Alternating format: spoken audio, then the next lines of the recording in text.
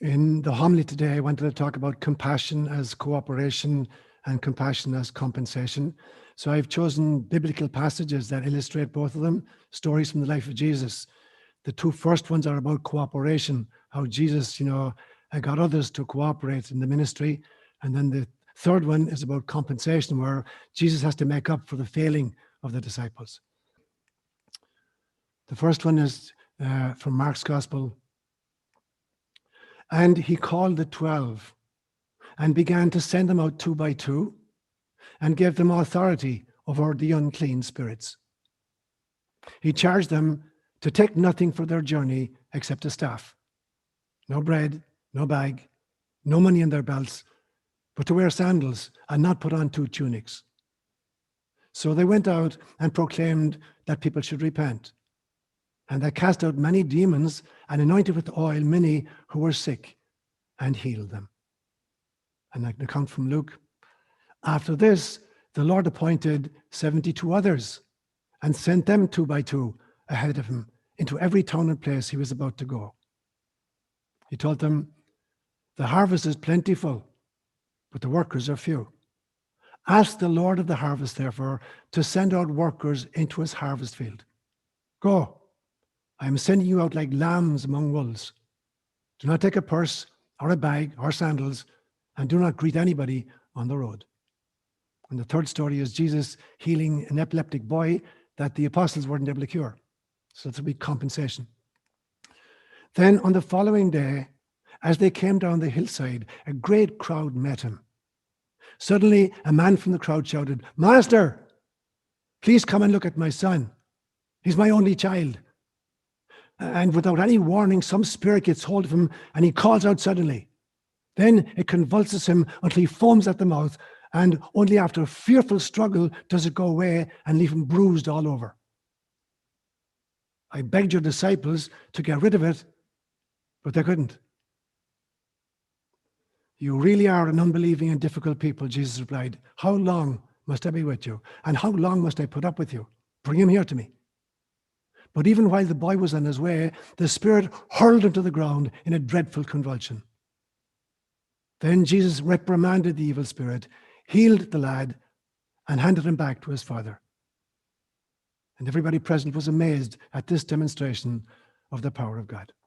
Words inspired by God.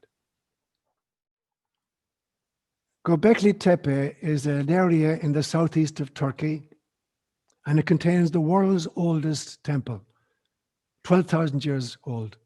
It was accidentally discovered by a German archaeologist called Klaus Schmidt in 1994. And he excavated there for 20 years until he died in 2014, and the excavations continued. And so far, they've uncovered about 200 pillars in 20 great circles. And these pillars are about 20 feet high, and they're about 10 tons each, and they're fitted into sockets in the local bedrock. And it was covered over intentionally at some stage by a mound which is about 50 feet high and about 1,000 feet in diameter. And modern ground penetrating radar has discovered that to date, they've only uncovered about 5% of what's hidden there. And this is going back 12,000 years. So my father was an archaeologist, and I learned from him, and I learned from just reading stuff like this, that archaeology, when you're doing an archaeological dig, you have to be prepared to go really, really deep and really, really wide and really, really carefully. You have to go down deeply, layer by layer by layer. You got out to see the context, and then everything has to be done literally carefully, sometimes even with a toothbrush. They're brushing dust off stuff so that don't destroy it. And I have the same sense about any discussion of compassion, that it has to go deep, it has to go wide, and it has to go very, very carefully. And so I want to pick up on, I started last Sunday, a discussion of compassion. And I said that my belief is that we're born with just two emotions, love and fear. And that when fear is self-directed, it becomes anxiety or depression. And when fear is other-directed, it becomes anger or rage. And when love is self-directed, it becomes self-esteem. And when love is other-directed, it becomes compassion. But I suggested that I believe, when I look at the life of Jesus, that compassion comes in 4 different kinds of ways. And I call them the 4 C's. So compassion as confirmation, the attaboy, you're doing a great job. Compassion as cooperation, helping others as a member of the team. Compassion as compensation, making up for the failures of others on the team. And then compassion as confrontation, calling people out when it's appropriate. And last Sunday, I spoke about the confirmation piece and the confrontation piece. And these are very easy to distinguish. Today, I want to talk about the other two pieces, compassion as cooperation and compassion as compensation. And it's a little bit more difficult to tease these asunder because they tend to dance and to join each other and then separate. And so I'm going to mix and match them throughout this homily.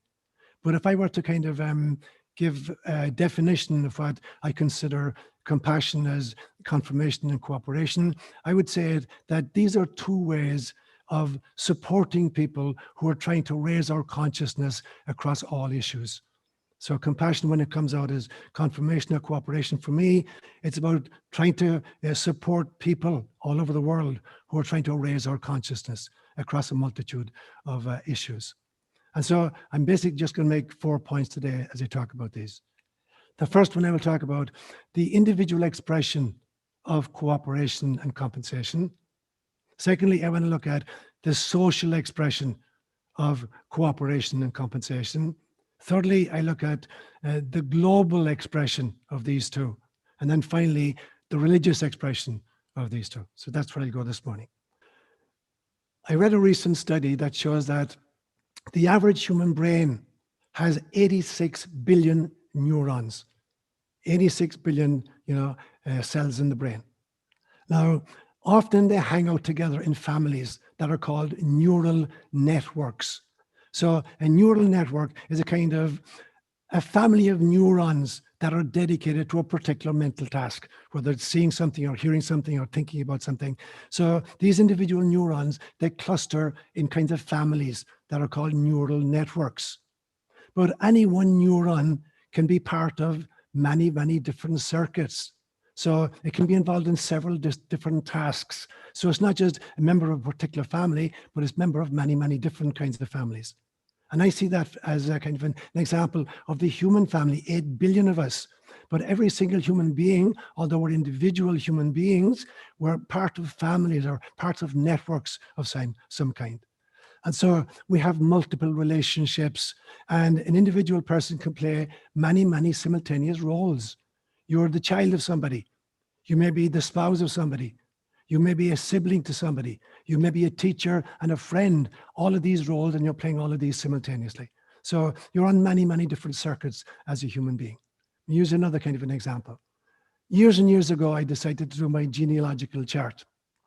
And I created a few different models. Some of them, when we create these things, we can be very egocentric. So the first one I want you to imagine is like a V shape. So all of these ancestors conspired to produce me. In fact, it's a very simple mathematical formula.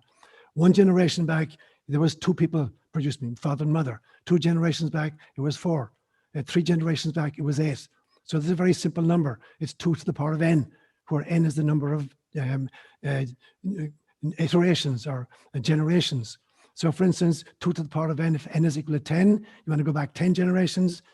It took 1,024 people to produce you if you go back 10 generations. So you can keep going back and the number gets bigger and bigger and bigger. So you might think, look, all of these people, their entire task was to produce me. All of these thousands and thousands of direct ancestors, their entire focus was to produce me. That's one way of doing a genealogical chart, very egocentric. Another way is to say, okay, look, I have 5 kids and each of my 5 kids has 6 kids each. So I got 30, grandkids. And they produce more and more. So everything is coming from me. I'm the beginning. I'm the fountainhead from which everything else is emerging. So that would be another very, very selfish, egocentric system of looking at a genealogical chart. Or you could use the kind of an hourglass image, like this. All of these people conspire to produce me, and I'm producing all of these people. So each of these 3 models is very, very egocentric. I am key to each one of these. But the truth is, what's much more real is that I'm simply embedded in the history of the entire human family. There are lots and lots of other pieces going on at the same time. I'm, an individual neuron on a particular circuit, and there are many, many circuits in this system. So it becomes important then to realize that even as individuals, as we express compassion and cooperation, that we have an idea of who the self is. What is the individual of whom we speak? Is it simply my ego? Is it my role self, or is it my soul self? Is it Atman, or is it Jiva? Am I talking about Turiya here, or am I talking about Turiya Tita? So that's what I'm going to say about the individual expression of cooperation and compassion. I have to know who the me is that's cooperating with and compensating for others. So that's my first point. Secondly, then I want to look at what I'm going to call the social expression of cooperation and compensation. And so scattered throughout the world are many, many people who are literally attempting to be compassionate through cooperation or through compensation. Let me just give a few simple examples. Say, like, take Mother Teresa, and her function was to be, looking out for the disenfranchised, the poor, the crippled and the lame. That was her contribution, her way of expressing compassion in cooperation with others. Or you take Mahatma Gandhi or Martin Luther King Jr., and their way of being compassionate in our world was through what I would describe as the peaceful, passionately committed social confrontation model, where without ever raising a fist or an angry word, they managed to confront the injustices of the worlds in which they lived. Or you could take people, whom we know, special needs teachers who are dedicated to the handicapped in some way, or healers of all stripes. So in many, many different ways, we attempt to exercise compassion, many different roles, many, many different functions. For me, the Eucharist is an extraordinary articulation of this compassion as cooperation and as compensation. So I've said to you many times that you're in the presence of a Eucharistic encounter in the scriptures when you find four key phrases. He took, he blessed, he broke, and he distributed. So Jesus is taking with gratitude from Mother Earth. He's not grabbing stuff. He's blessing it, which doesn't mean that he's imparting benediction to a previously inert substance, but rather he's recognizing the interior benediction of everything that God has created. And then he broke it. In other words, he's creating models of sharing. And then finally, he distributed. So here now you have cooperation and compensation for the world through the Eucharist. And you take the notion of, I coined a phrase years and years and years ago, a preconception contract. I believe that all souls come onto planet Earth as groups in order to create a drama that affords each person the ideal opportunity of developing whatever virtues they want to work on. And we pick, people for our lives from what I call our soul pod and from our shadow pod. People who are we may regard them as enemy figures, but they're there to grow us as well. They're there to weed in our lives. But as individuals and as groups, we create karma. And karma is not necessarily bad. We can create good karma or bad karma. It's simply the fruits of previous lifetimes and previous actions. So in some senses, karma is an expression of compassion as cooperation and perhaps compensation for mistakes either we've made in the past or others have made in the past. And in this process of the social expression of cooperation and compensation, I want to emphasize again stuff I've said many, many, many times, that there's a huge difference between revolution and evolution. Revolution is always fast and angry and ultimately ineffective because it has no appreciation for tradition and its achievements, and the great heroes of yore are sacrificed on the altar of ingratitude. It's a kind of a form of fundamentalism which reduces history to simplistic critical bumper stickers and reduces complexity to an ideologically precipitated entropy. Whereas evolution is always gradual, it's always gentle, it's always loving and long-term effective. It is epigenetic, which means that all subsequent stages incorporate but transcend the previous stages. It honors tradition and it builds upon tradition. So that would be like the social expression of compassion as cooperation and compensation. Let me look then at a kind of a global expression of compassion as cooperation and compensation. You look at people who are committed to the care of the earth, a kind of a cross-cultural cooperation that we're looking out for the ways in which we perhaps badly mistreated or misunderstood our planet. That we're intent upon helping each other cross-culturally to deal with this situation. There's a great phrase in Hebrew It's called Tikkun Olam, which literally means the healing of the world. And it's a very high form of spirituality, a commitment to healing the world. I think as well that, when we're looking at the global expression, we're all in this together. Nobody wins unless everybody wins. And I've used this example many times with you before of a Special Olympics that took place in Montreal sometime in the 1970s. And there was this particular race, a 100-yard dash, where about 15 or 16 Down syndrome young adults are racing, and the starter's gun goes off and they start lumbering up the track. And halfway up, one little fellow fell and he cut his knee and he's sitting on the ground and he's crying. And the rest of them turn around and they look back and they stop racing and they all walk back and they pick up this little fella and they link arms and they walk the entire course and they get a standing ovation from the crowd. That's what the kind of the global expression of compassion as cooperation and compensation would look like. We're all in this together. Nobody gets out until we all get out. Nobody gets saved until we're all saved. I do not believe in individual salvation.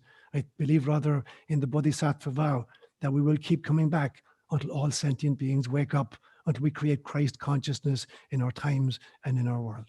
So that would be an expression of it.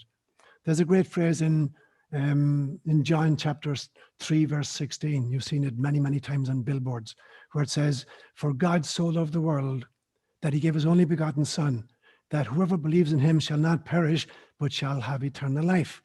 Now, I believe that John is not just talking about Jesus. It's not that Jesus was God's only Son. You are God's only child. I am God's only child. Everybody is God's only child, because literally there is only one of us. We're simply 8 billion articulations of the same origin. It's like if you take, a zygote, the union of a sperm and an egg, it's a single cell. It divides into 2, and then 4, and then 8, and then 16, whatever, until you have 80 billions, trillions and trillions. You've got about 70 trillion cells in your body. Now, the truth is, if you could extract the DNA from any cell, you could recreate yourself. And I believe that if you could extract the DNA of any one human being, you could create all of Homo sapiens sapiens again. But by this DNA, I'm not talking about a biochemical reality. I'm talking about a spiritual reality. If you could extract the essence of a human being, which is pure spirit, it is a manifestation of God. You could recreate the entire human experiment. So when John says, God so loved the world that he sent his only begotten Son, you are an expression of that only begotten child. Everyone is. There's only one of us. And there's only one life moving through all manifestation and through all phases, whether it's a pre-incarnational phase, an incarnational phase, a post-incarnational phase, or a reincarnational phase. So that for me would be a global expression of what compassion looks like in cooperation and in compensation. Let me look then at the religious expression of compassion as cooperation and compensation. There are many, many ways in which religiously people are attempting to move the planet into self-realization or Christ consciousness or Buddha nature, whatever term you want to give to it. So there are gurus in Himalayas, and Peter Mount Shasta has spoken to us very eloquently about meeting many of these people. And there are cloistered nuns, and monks who are attempting to impregnate the planet with compassion. People who are never leave their caves or never leave their nunneries or their monasteries, but are literally impregnating the planet with the compassion of cooperation and compensation. You look at different kind of individual articulations of this religious expression. You have people like the Dalai Lama, who in some senses is the archetype of one who practices forgiveness. And so in some senses, that's the religious expression of compassion on his part. Practicing forgiveness of those who hunted him and attempted to jail him and invaded his country.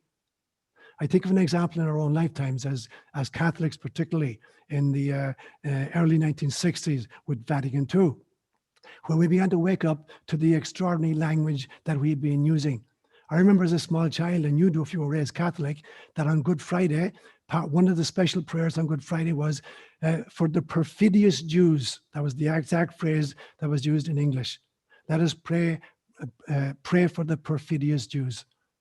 By Vatican II, we'd replace that with our separated brethren. And so in some senses, ecumenism represents a huge improvement across mainstream Christian churches in the religious expression of compassion as cooperation and compensation. I'm totally off the grid where I live. I got my own septic system, I got my own water system, I got my own solar system, but my well, it goes down 260 feet into the ground and is fed by water that literally comes from the Sierras. It's pristine water. But as it moves through the area, this area is very geologically diffuse. So there are many, many different kind of toxic minerals, in the rock. And so by the time it gets up to the top, it has lead and a few other items that I don't want to be drinking. So I have to do a 3-part cleansing system before I can actually drink this water. Now, the difference between the pristine water from the Sierras and the stuff that comes to the surface is the same. It's the difference between spirituality and religion. Spirituality is the source of all religion, but all religion manages to taint, introducing dogmatic toxicity into the water that we're drinking. And so the job then somehow is to cleanse that. The religious expression has to become a spiritual expression where we let go of all of the unnecessary dogma and understand the mystical impulse that gave birth to it. It's the difference between ideas and implementation. Many, many people throughout history have had extraordinary insights, great ideas, but once they found some kind of a community or an organization, the implementation of those ideas gets sidetracked or even turned 180 degrees. The very first World Parliament of Religion took place in Chicago. It was 1893. People from all over the world, for the first time ever, Indian gurus coming to the United States, to speak about Hinduism. And so there was a famous debate at that parliament between 2 European theologians. One was claiming that, in order to kind of become a spiritual person, you have to focus on one particular religious tradition and really, really, really, really dig deeply, deeply, deeply. The other guy says, no, on the contrary. He says, he quoted an English proverb that says, "He knows not England who only England knows." In other words, if you haven't been outside your own religious system, you really don't understand your own religious system unless you can compare it with others. And so my belief system is that it's a combination. We have to go really, really deeply, as I said, with the archaeological dig, and we have to go wide. Religion and spirituality, like an archaeological dig, we have to go very, very deep, very, very wide, and very, very carefully. So this combination becomes really important as we pursue our spirituality. That's been my understanding again over the last 40 or 50 years, particularly since Vatican II, that I would say that the most vicious religious wars today are not being fought between churches. They're being fought between militant political ideologies. So I would say that about religious expression. And a few concluding remarks. I believe that there are 2 final forms of compassion as compensation and cooperation. And the first one, Christ says, there is no greater love than this, than to lay down your life for your friend. So laying down one's life for a friend or for a cause involves one huge loving sacrifice. That's really, really profound. But there is even a more profound level than that, I believe. There's a more profound level than laying down your life for a person or for a cause. And that is living your life for a person or for a cause. Because in some senses, laying down your life is one extraordinary loving sacrifice, but living your life for a friend or for a cause is a lifelong concatenation of loving decisions, day by day by day, making loving choices. But it becomes very important that we have to exercise discernment to make sure that, firstly, that the cause is worth living or dying for, and that secondly, whether in fact my living or my dying is advancing evolution or retarding it. There are people who've lived their lives for others and just created codependency. And there are people who have joined what they took to be really important causes that eventually just turned into the suppression of human rights or even into genocide. But true love always wins. If there is only love and fear, love always triumphs eventually, because fear itself is simply misplaced love. Fear is simply the love of the ego rather than the love of the soul self. And so it becomes very, very important then that we distinguish between free will and freedom. I've said this many, many times to you. Free will is the ability to do as I please. Freedom is the ability to do as pleases God. So the only truly free person is the person who's making decisions for love continually. Which brings me to my definition of truth. I have long held that there's a big difference between truth and fact. Something can be factual, but not true. And something can be true, but not factual. Because for me, something is true if it transforms me and aligns me with God. And something is ultimate truth if it transforms me radically and aligns me permanently with God. And so ultimately then, there are 4 phases.